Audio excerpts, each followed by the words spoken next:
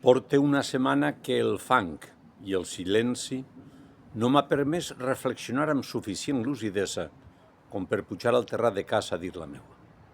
Ara, 8 dies després de la darrera reflexió i 11 des que l'onada bestial s'emportara per davant vides, esperances i il·lusions de massa persones, ara és quan puc dir sense embuig que els morts i els desapareguts portaran els responsables a la banqueta d'acusats. Però mentre que això passa s'ha de dir, alt i clar, que els responsables d'aquesta barbaritat valenciana han de deixar-ho córrer, han de plegar, se n'han d'anar a casa, i amb la cua entre cames, perquè no hi haurà cap poble que els reba en millors condicions que a Paiporta.